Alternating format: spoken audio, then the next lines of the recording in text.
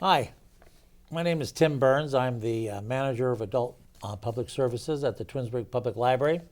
And next to me is a good friend of mine. I'm Bill Kelly. I'm branch manager of the Beechwood Library for Cuyahoga County Public Library. Tonight, or today, whenever your time is you look at this, we're going to be talking about which book we think will win the Pulitzer Prize for fiction for 2014. We have a list of 12 books, and if we don't forget, we'll tell you which one we think each of us thinks is going to be the number one book in the country. So without further ado, Bill? Well, the first book we're going to talk about is All the Light We Cannot See by Anthony Doerr. And I think of all the books we're going to talk about today, it's probably the one most people have read or at least familiar with, in that it was a surprise bestseller. In fact, it went to printing after printing, and it's understandable because I think it has a little bit of something for everyone.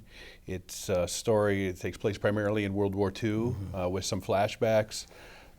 Main character is a young girl, Marie Lohr, who goes blind when she's 6, and her dad is the locksmith of the Natural History Museum there in Paris. And it has a beautiful story about their relationship, and then as it moves forward through the war, again with some flashbacks, it's told in a very lyrical style. There's a love story, great characters. It was the one that I think this year that reminds me the most of last year's Pulitzer Prize winner, The Goldfinch, in that it's a big book. Some would say overly long, but it's lyrical, and Anthony does provide nice short chapters. The average chapter is a couple pages. What did you think of it, Tim? Well, I love the book, but only on the second reading, and that's not even fair because the first reading was I gave up on it, and I just didn't see what the whole thing was all about. Right. But it is an epic book, or I should say it's an epic story, and the author trusts you to go into it. So you mentioned before, it's a little slow going at the very beginning. Right. And you know that old adage, 50 pages and out. Yeah. I think you have to give this one a lot more time.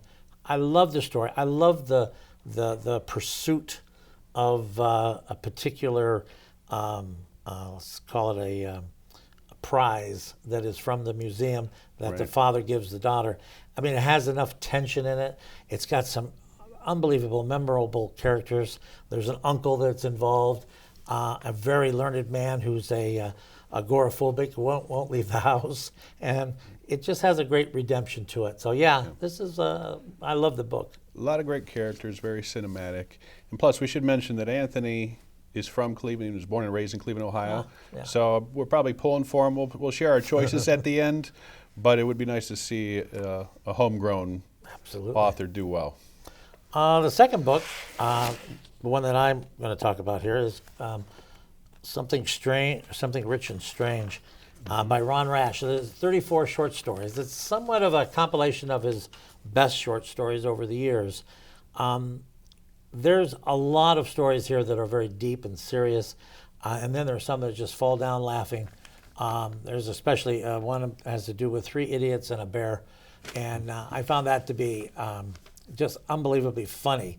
And somebody that can mix both a story about meth addiction and the devastation that it has on a family to something that is just plain stupid is a pretty good writer.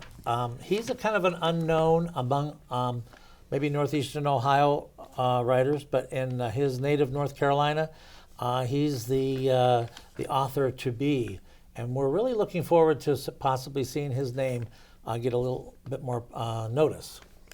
Right. Well, he's one of those people we sometimes call a writer's writer, Right, yeah. which means that he's well respected among the literary community, but perhaps not as widely known among the readership as his talent would indicate. And you're right.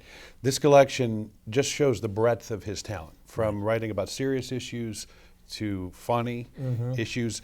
But the common denominator is just the perfect sentences, the great writing. And you're right, he has a regional reputation. He's often compared to Flannery O'Connor or even Faulkner because of the place. But the universality of the stories certainly lends itself to readers around the world, frankly. And then Do I think this one will win? I don't know. I think this collection is so strong because it represents his whole body of work. It stands a strong chance. So we'll see. Right. One of the things that you mentioned about the language, sometimes when we talk about language and we tell people about books, oh, the language is so beautiful and all like that. That's something that we sort of remember later. When you're reading it, you don't necessarily, you might be struck by a certain sentence, phrase, or something, but basically with his books, it flows. You're just reading it and you're just enjoying it. And then later on you say, boy, that was a beautiful, this or that. Well-crafted sentences. Right. Yes, And in comparing it with Anthony Doerr, who's a very lyrical writer, Anthony's one of those writers who you might underline sentences because of just the pure beauty of a lot of the words. He's also a poet, for example. And with Ron Rash, while he's also a great writer, he's a craftsman, and you're right, his sentences they flow more, and you're just immersed in the stories. Our next book is Redeployment by Phil Klay, and I just want to point out, because his name is spelled K-L-A-Y, and I asked him, and his name is pronounced so it's not Klay. Okay. It's Phil Klay, yeah. If I ever meet him, I'll be able to be sure, yes. Okay. This is one of my personal favorites of the year, as you know. I mean, I did have the pleasure of meeting Phil when we recently hosted him for an event, and he's an extremely intelligent, articulate individual. And a little bit of background that'll help readers appreciate the stories in this collection is that Phil went to Dartmouth, went to officer candidate school, and joined the Marines and did a tour over in Afghanistan, and I think he was there for about 14 months. Total. And the stories in this debut collection represent his experiences there. While these are fictional, it's based on people he met, things he witnessed, all the experiences of serving time over there during the Middle Eastern conflicts.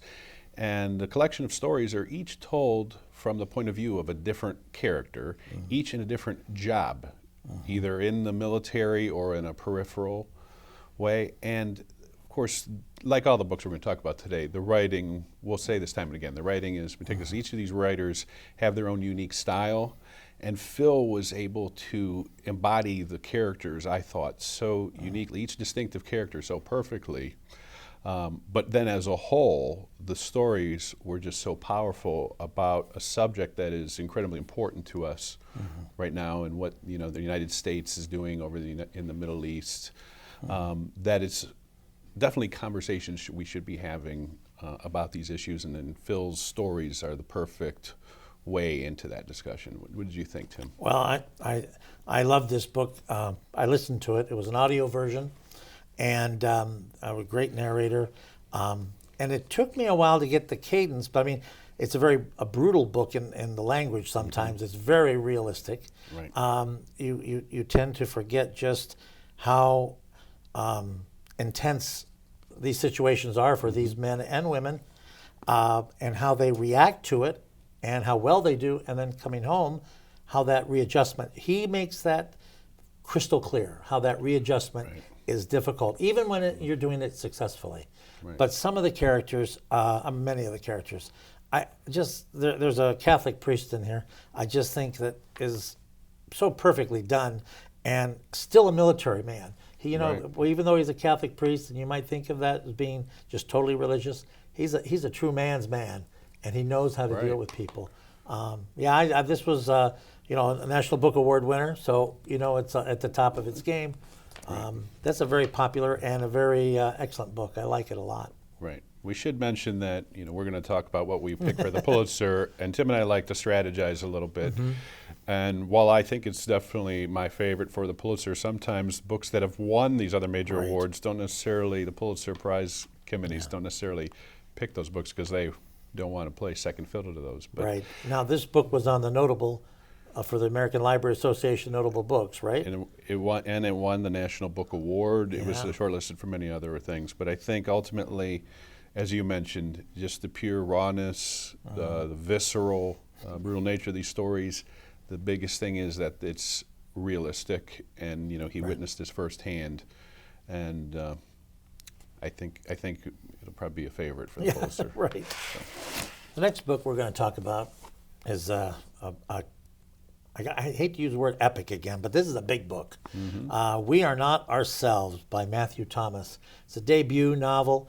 I didn't realize until after reading some of the reviews that it's not necessarily autobiographical, but it's based upon his life's experiences. I think his father had a similar affliction as the main character, or one of the main characters in the book.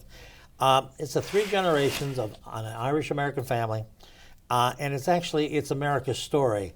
It's from modest means, hardworking, maybe ethnic, though my wife swears up and down that Irish aren't ethnic. But as they move up this social ladder and want perhaps more of the American dream, you see these things that take place. Eileen, the mother of the story, a young girl working her way through college and becoming a nurse, marries a brain scientist and who is a professor at a small college. And she pushes him to do more and more and more, and he passively fights her and doesn't do it. And then, of course, he begins to act erratically.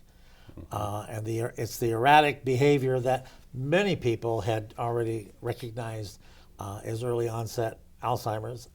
I just thought maybe he had a brain tumor because I tend to get caught up in books. This one is very well written. Again, a big book, and characters are strong. I'd have to say that. The son, who I didn't care for, he's a strong character in his own right. The father is, and Eileen is, her dad is. These are all people with opinions and a life force. This is a very good book. As far as strategizing about Pulitzer, it's a debut. Very difficult. What was the? And I always It's a long shot. Yeah. There was a story a few years back about a young boy, a family who raised dogs. And Edgar Sawtelle. That's the one, Edgar Sawtelle. Now that was another debut. Another big book, yeah. And that was also a Shakespearean background to the story, but this one has a Shakespearean. Takes its title from King Lear. Yeah, so it's kind of very similar. I found that to be. So what did you think? Well, I would agree with you, and you're right. It is an epic. It's a big book, but it deals with big themes, right? It deals with identity. It deals with the American dream, love, loyalty, marriage, the strength of keeping that together. The characters are certainly strong, as you mentioned. And what I would suggest to readers is to stick with it because, sometimes these bigger books can be a little bit intimidating, and if it doesn't get right into a flow, people might give up on it. But I found that the beginning was a little slow, but this is a subtle book. It's nuanced, and you realize as you get into the book that flow is intentional. You almost have to learn to read any given book, right? The book teaches us how to read it. And this is one that as you learn more about the story and the characters, that pace is very deliberate and intentional. And I think it pays off when you learn what is going on with this family.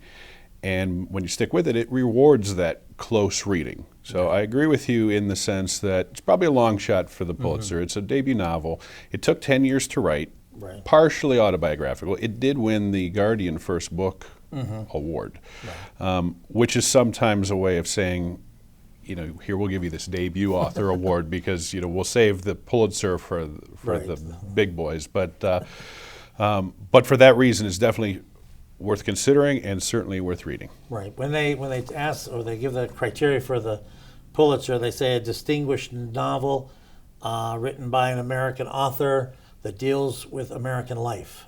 And on that criteria, it certainly meets the bill, right? It does. Yeah. Our next book is On Such a Full Sea by Chang-Rae Lee. And I was happy to see this book come out because I'm a fan of Chang-Rae Lee's. And his book, The Surrendered, was a favorite. That was a Vietnam era story. And one of the things I love about him is that he never repeats himself. His books are all totally different in terms of time period, subject matter. But the one constant is the beautiful writing. The thing you'll see critics praise him for across all books is just the beautiful writing. This one, Chang-Rae enters into the whole dystopian, post-apocalyptic subject matter. And we recently hosted him here in Northeast Ohio, and he shared a little bit of story how he got the idea for this book, which I'll try to summarize in 30 seconds or more. But he would often take the train from New York to Washington, D.C. And each time he did, he always sat by the window, and he always noticed this one neighborhood near Baltimore. And each successive train visit, he noticed it in increasingly dilapidating conditions, from noticing trash to seeing the windows broken to seeing things boarded up and worse and worse. And, this bothered him in terms of what was the state of the United States. And at the same time, he had read a story about how we were increasingly shipping a lot of jobs overseas, primarily to China.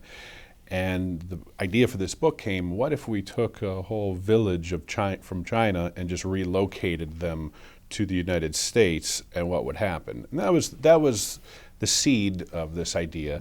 But the story itself is really kind of moves a little bit further into the future. Again, it's this dystopian, it's a dystopian story at its heart, but it's really an analysis or a criticism of contemporary culture or class distinctions, and then there's also a love story in there. And so I think what we get from this is an original take on the whole dystopian story, which we've seen a lot of in the last couple of years.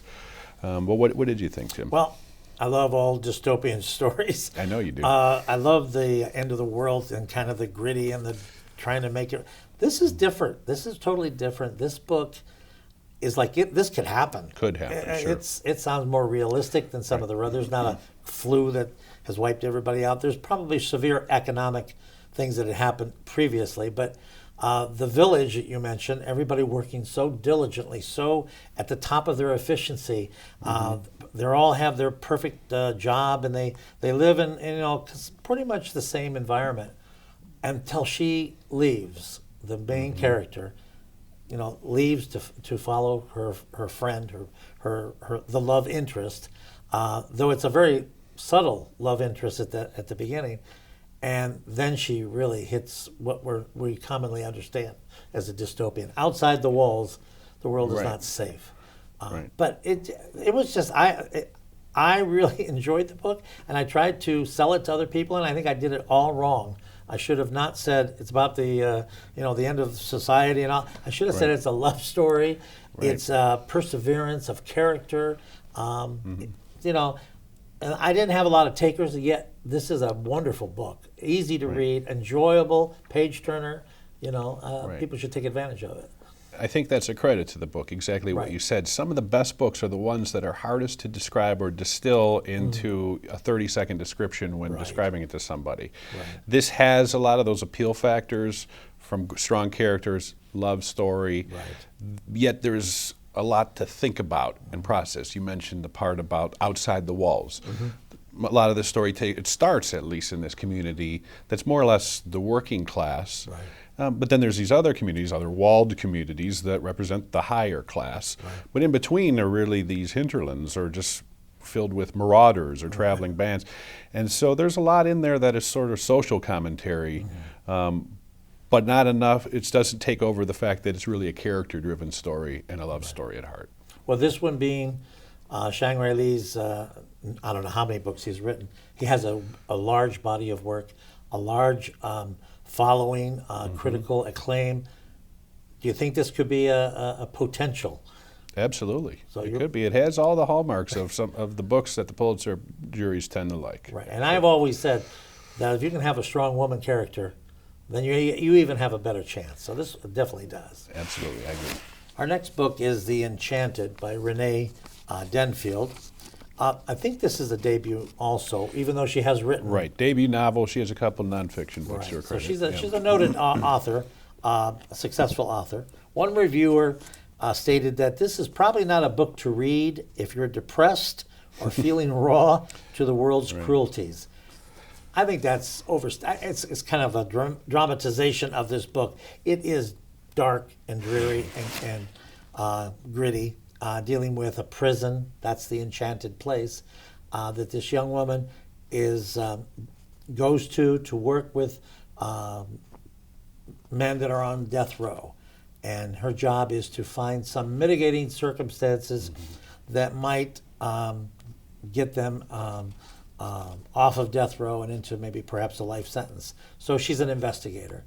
But she is such a damaged person through her own life that she sort of walks in this kind of I don't want to call it a fog because she's very focused, but kind of a depressed cloud around her as she does with her job.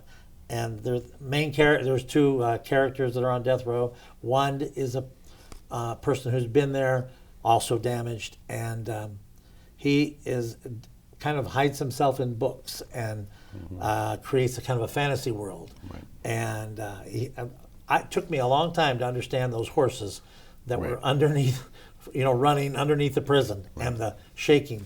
I thought that was for real, but it wasn't. It was part of the fantasy. But it's a very beautiful book. It's another one that took me a little while to get into. But once the characters start to form and you get a little semblance of their life, it's a slow evolving book, even though it's not a big book. No. That you kind of like, you wonder what was the cause? What did happen to these various characters? And I thought it was just a surprise book. One that you might pick it off the shelf for the cover or the title, and then all of a sudden you're into something a little bit more deep than you thought. Right. Absolutely. And that's why the quote you led in with about being a depressing book, and sure, it deals with some difficult matter. We're talking about death row inmates, and we should mention that the author, Miss Denfield, her specialty is she's a special investigator for death row inmates as her day job. And so she knows of what she writes. And like Phil Cly's book, it has its brutal moments, but it's realistic and it's accurate. And that's something that I think is important for readers such as ourselves who don't have that experience to gain greater appreciation of it. Right. The one thing I would sort of disagree with that is I found the book in many ways life-affirming or redemptive. I liked, you mentioned the fantastical elements, for example, which I think a lot of readers didn't know how to interpret or maybe were initially put off by it, but I viewed it as the characters, and there's been studies about this, by the way, that long-term prisoners, they gain this level of interiority by creating this new sort of view of the world of which they cannot participate. Because they're in prison. And so that's where some of these fantastical elements come from, their imagination. And of course, one of the main characters gets a lot of this from reading books, and that's his way out into this greater world and to participate in his imagination and so forth. And so there's a mystery in here, a little bit of a twist. And so there's a lot of appeal factors for casual readers if you can get past sort of the darker moments. So, I mean, I would encourage people to read it. It's not a long book. I don't know that it will necessarily be one that the Pulitzer jury is looking at, only because, like you said, I think it's one of those, the books we're talking about, I think it might be the one that if we took a random sample of people, it would be fairly split in terms of people who loved it or it didn't really work for them. Right. I liked some of the characters were surprising. That you might think they were one way, and yet they were actually some other way. And it was usually a positive, like the warden. You might think, what's a warden is not always a loving character. Right. But this one is compassionate, and it takes a little while to find that out. Right. You're not positive about that because he doesn't like the investigator. And that was refreshing in here because the characters aren't black and white, which you do tend to see in a lot of books, specifically when they deal with these iconic jobs of, like you said, a warden or death row inmates. These characters were more nuanced, and they were all in that gray area in between, redemptive qualities as well. So, the next book we're going to talk about is Station 11 by Emily St. John Mandel. And this is very much, I think, a surprise book for a lot of people. First, I think it's her fourth book. She's another one of these authors who doesn't repeat herself. But she's a literary writer. And like we said about Chang-Rae Lee, in this book, Emily dips into that, one of your favorite subjects, the dystopian novel. Right. This one, too, has a unique spin on it, though, in that it could happen in the sense that it's, there's just an epidemic of flu that wipes out a huge percentage of the population. But I think her unique spin on it is that she really is looking at a couple other big issues, namely, and this was my interpretation of it, culture, how humanity rises from the loss of civilization, and what arises when a void like that is created. And the principal characters in the book are a traveling band of Shakespearean actors who put on plays and these scattered communities. And so on the one hand, you have this high art, this high culture of the Shakespeare, but there's a lot of other little, I would call them like Easter eggs or Russian eggs in there that are sort of hinting at discussions about what is art. And for example, there's one of those little nested eggs in there is this comic book that plays a part in the story, and part of the comic book is actually in this in the book. And I think she's trying to like dissect a little bit about, well, what lasts, like what culture survives, and do we have a distinction? Do we need to make a distinction between high art, popular culture, in terms of what they mean to us, what they mean to humanity? And in this book too, we mentioned this with some of the other books. It has a little bit of something for everyone. You know, I'd say it takes place in a dystopian world, but there's mystery.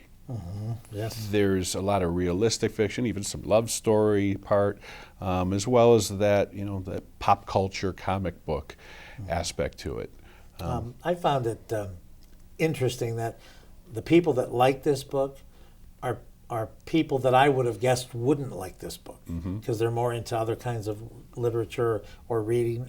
And I had a surprising, I shouldn't be this way, but surprising number of women liked the book. And dystopian novels tend to be a little too gritty, or I don't know. This one isn't exactly like that. It has its share. I love the fact that you have to pay attention. There's something, you know, mentioned. There's little like clues to a Agatha Christie mystery. There's things that take place in the beginning of the book that may or may not come back again near the middle and end of the book. So I love that, to be surprised, like, oh, that's who that was, you know. And I found that to be a really interesting part of it. Again, another readable book, interesting, certainly not dull, you know. And I love the name. I just think her name is Emily St. John Mandel. Yes, I think that's just perfect for an author. Sounds like a prize winner. It does. You know, right. I should just mention too that this was shortlisted for the National Book Award, the one that Redeployment won, Phil Kly won. This was shortlisted, and there was a lot of discussion and commentary about that, saying, well, why are they picking this genre, quote unquote genre novel, this dystopian novel? And there was a lot of critics. Frankly, I find it refreshing. I think we're seeing increasingly a breaking down of those genre barriers between what makes literary and what's genre, and to see something that has some of these different elements get recognized by a literary award. The one other thing I'll mention too is, are you familiar with the Tournament of Books? Oh yeah. By the way, they just concluded, and I love following that. They just concluded theirs, and the two finalists, by the way, were All the Light We Cannot See, which we've already talked about, Anthony Doerr's book, and Station 11. And Station 11 won by a large margin. So that's just, you know, that's a group of critics that they kind of every March do like a March Madness thing with brackets, pairing up books against books. And Station 11 came out on top. So who knows? That could bode well for its chances. We'll see. Great. Our next book is Family Life by Akhil Sharma, an Indian writer from India. I came here as a young boy.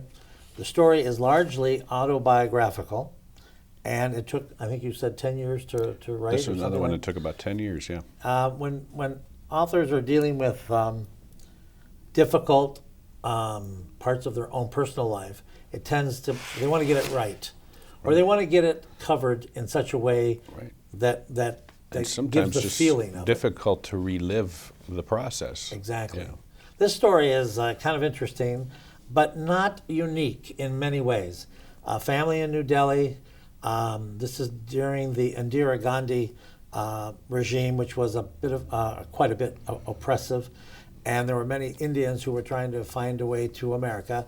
The father in this story does, and he goes away, gets a job, sends for his family. The family comes over, a mom and two boys, AJ and Burju. I think Burju is the oldest, and they try to make their way in America.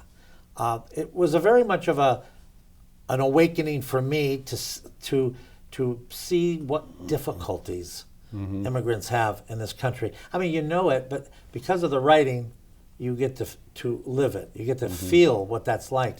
And I won't say that there's like prejudice, but there is a kind of condescension, not taking seriously, a stereotype behavior. Right. But it's a fascinating story in that the oldest boy, the one that all their dreams are focused on right now, finally gets accepted at a prestigious high school. His future is ensured. Very bright. And during the summer, and he's also very popular. He seems to move within both cultures. During the summer, he's swimming, and a tragic accident where he's hits the bottom of the pool and is perhaps paralyzed, can't get up, and he just has 3 minutes. I think that was something that AJ, who is the narrator, the youngest boy, kind of goes back to. Just 3 minutes made all the difference. And then the tragedy of this family trying to deal with this brain-damaged golden boy and hold the family together. Right. And that's the family life. But one thing I wanted to stress, that it came to me a little bit later in the book. In many, many ways, AJ, who is inept as a middle schooler or a late elementary, he has a difficult time moving through all the different milieu of all the groups. He probably isn't that different from any adolescent boy going through, these awakenings of feelings and things. And though it sounds different, it dawned on me that it really wasn't that different. So there was a kind of universality of the whole book that I hadn't realized until I really got into the book, and which is another slender book, but it makes you think. It's a book for thoughtfulness. Right, yeah. Considering it took 10 years to write, it's, I think, about 220 pages. But that means I think he got it right. I mean, he had to take the time so he could relive what we said was a largely autobiographical experience.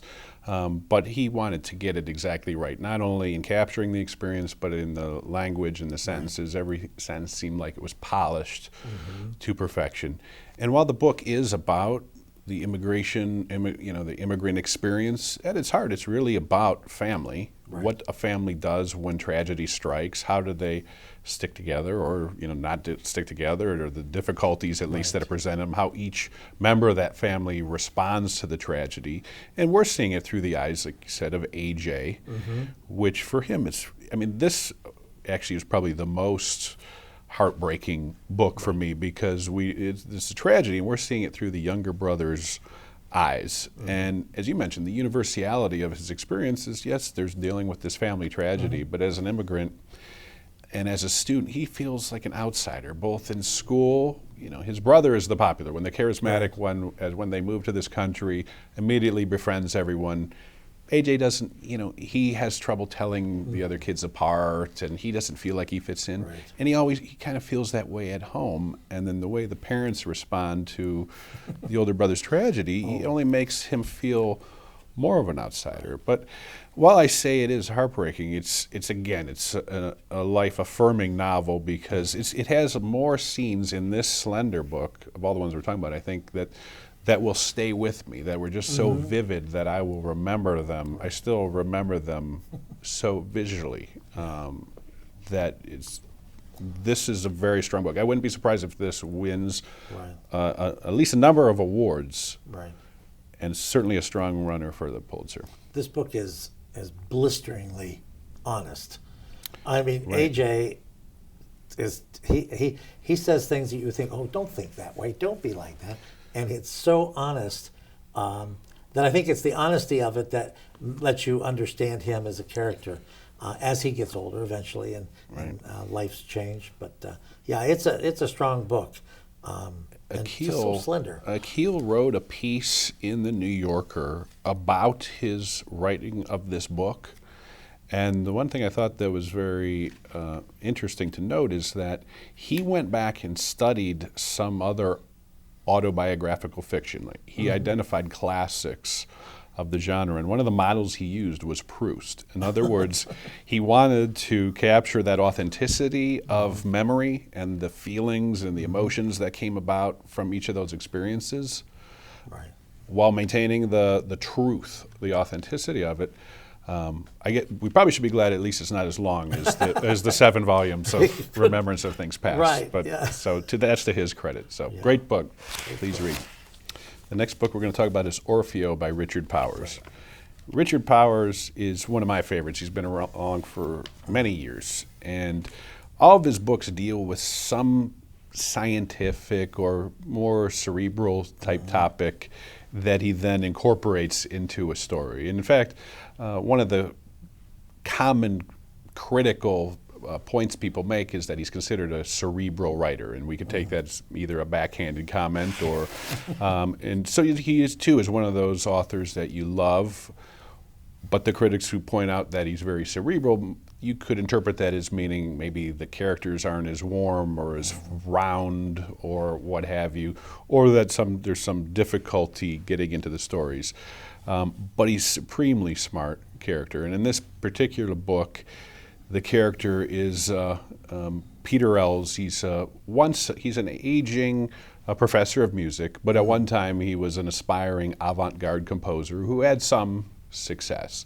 But we find him now teaching a music theory class at a small university, and he lives alone with his dog. And his dog, one day his dog dies, and he calls 911 out of just because he's devastated. And when the authorities come over, they discover that he has what appear to be these sort of bioengineering kits, in his house.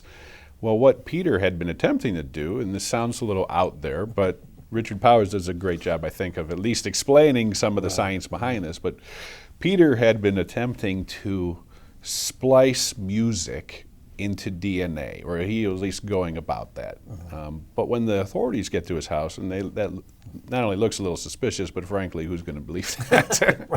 And then there's other things that are just a little suspicious in his house. He just has a vase that has some Arabic writing on it. And so, of course, the conclusion is this guy's a bioterrorist. Right. And the next day, he just goes to teach his class. But on the way back, he notices his house is surrounded. There's people in hazmat suits carrying out all his computer equipment. He's a wanted man. He takes to the road, and the rest of the story is kind of told in flashback, which, it's not surprising because Orfeo, the structure of the book, is much like a musical piece, in that there's like 4 movements, each dedicated to one of the main people in Peter's life, his ex-wife, his daughter, his collaborator in music, and it's told in flashback. And of course, the myth of Orpheus is all the looking back, right? And here's a 7-year-old man looking back on his life, what he did wrong, what he could have done better, and reflecting and sort of coming full circle. So, but what did you think? I know you weren't a fan of the more maybe cerebral nature of it. Right, or? I got pretty well lost in some of the explanation. Plus, the character, like you mentioned, is not necessarily warm. And goofy, and I had a hard time relating to it. And I was thinking back to the previous book, Echo Maker, and that character also, the main character in that, was somebody who was brain damaged, and he wasn't easy to, but I loved the surrounding characters, and I loved the ongoing story. This one was, I think, because it was just so, I don't want to say intellectual, but it was a little bit intellectual.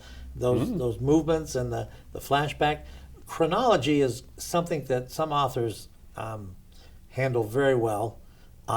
Some manipulate it very well. I got lost in I knew where he was at, but I just got a little bit lost, and it's like, well, I don't know if I really care. Do I want to take this journey with this character, or do I really care about it?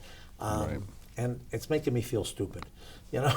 It's like That's not good. That's not good for a book. But that's my problem, not necessarily Richard Powers. Well, and he is certainly one of those authors who has his dedicated readership. I mean, the people who love him, he might be their favorite. And we should note that almost every book he's written has been shortlisted for some major award, including winning the National Book Award, as you mentioned, for The Echo Maker. And Orfeo was shortlisted for both the Booker Prize and National Book Award. Right.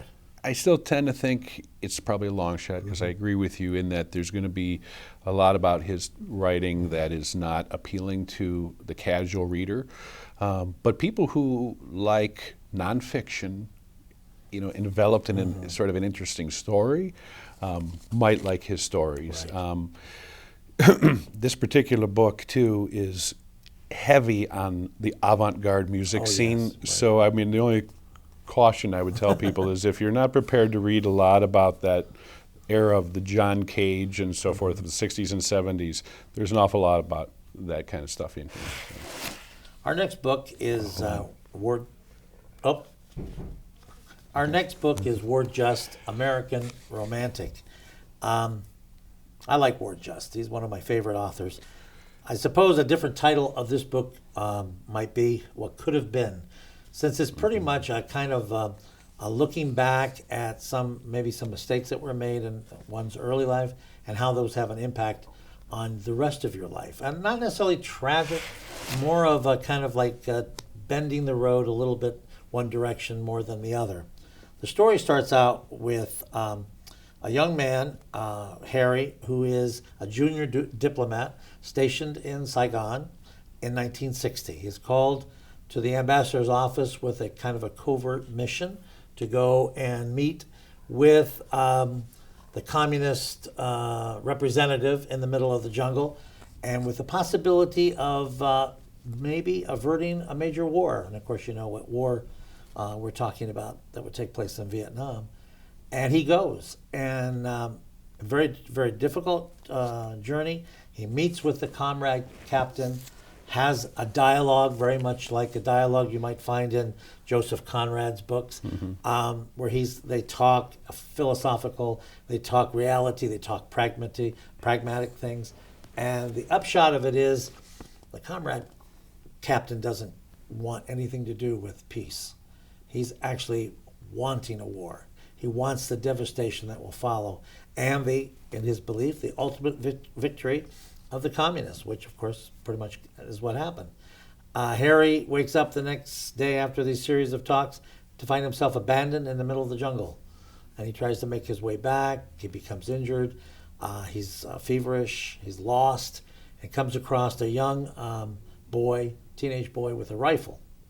And through sheer luck, not by any, I won't say, bravery or any training, Harry takes the gun and shoots the boy. Accidentally, on purpose, it's never quite clear. But it's the act of killing this young boy that sets Harry's path a totally different direction. Plus the fact that the talks didn't work. He becomes relegated for the rest of his career to lower middle levels of diplomacy, basically because diplomats don't get involved in covert action. They're more of the talking and they don't create controversy. Along the way, he has met a young German woman, fallen in love, hopes to see her on his return after he gets back from the jungle. She's gone. She leaves. She's been scared by his intensity and by his naivete, maybe. And she's disappeared. For the rest of the book, this young lady haunts Harry, but we don't see her. I shouldn't say the rest of the book, for most of the book. Right. But this book, I just really enjoyed this book, and I love the title.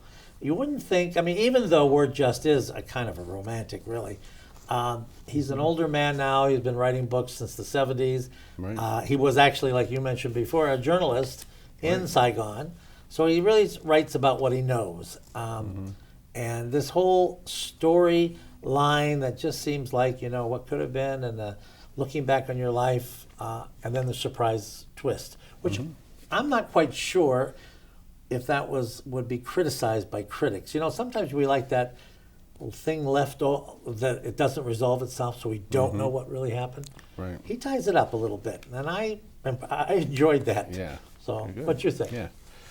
Well, I agree. Ward Just is one of those, I hate to say elder statesmen of American fiction, but like you said, his first book came out in 1970, and previous to that, he did cut his chops as a journalist, a reporter. In fact, he was stationed at one point in Saigon. This would have even been pre-Vietnam conflict, so he saw a lot of the things that led up to that. To that conflict, and his prose sort of betrays his vast experience in the journalistic fields.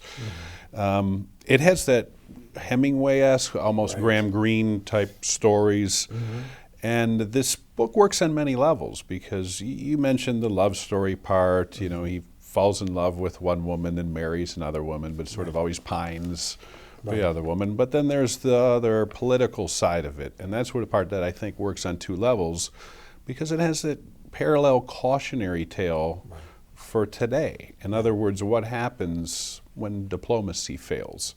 And we know in the case of Vietnam, this is a pre-Vietnam conflict thing, and didn't work, and we knew what happened. But I think one of the things we can read into this is, what happens when there's hubris or lack of diplomacy, or that kind of thing. So I think Ward Just is probably overdue for the reckoning. Even though I want to say this is probably his 17th or 18th novel, and Jonathan Yardley in the Washington Post said it was the best piece of American fiction he's read in years. Oh, wow. And his best book yet. So it's certainly noteworthy on its own, but as far as a Pulitzer jury, it could be one of those scenarios where they give an Academy Award almost for lifetime achievement. Even though it's given for a particular performance. Well, American Romantic might just be that one for Ward Just. We'll see. He was at one time a finalist, not a winner, but a finalist for the Pulitzer, one of the three, and it was for the Unfinished Season. Great book. Yeah, so it might be time. We'll see. Could be time. Our next book is Euphoria by Lily King, and Lily is another author we brought into Northeast Ohio last year, and we got to hear a little bit more of the backstory as to the writing process. But for potential readers out there, this is another book that I think found a wide audience. A lot of avid readers, a lot of book discussion groups did it because it has a historical setting. It's fictional take on Margaret Mead and her husband and love triangle in New Guinea. But Lily really did her research on several tribes. The tribe that's indicated in the book is more or less a composite, but she really learned a lot about anthropology so that she got the setting right, all the things that the people had to endure while doing the research in that area. But of course, it's a character-driven book. She read a lot of biographies on Margaret Mead and fictionalized the story around them.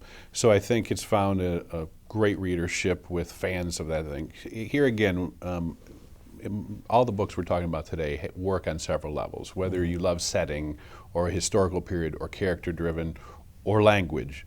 I think that's a common feature of most of the books we're talking about, which I think is obviously a significant factor for those, quote, best books. Lily did win the New England Book Award winner. She also won this Kirkus Award, which is a very lucrative prize. How much was that? I think it was $25,000. As opposed to $10,000 for the Pulitzer. But and Euphoria 2 was shortlisted for the National Book Award. Right. So right before she visited us here last summer, it was named an Amazon Best Book of the Month, and it got the New York Times cover review, which was a rave review. So this might be one of those. We're coming down to the wire here, but this might be another one of those favorites for the Pulitzer. And again, a little bit of for say past works, a body of work. Yep. She's one that wouldn't create the controversy because she is a great writer and she has some good books behind her. What do you think the title means, Euphoria? Where does that come? All the other titles they have a kind of. That's a good question. I don't know if there's some. I don't know. I was wondering if because I had difficulty with this book, and when you mentioned something like what is it people like certain things, the setting.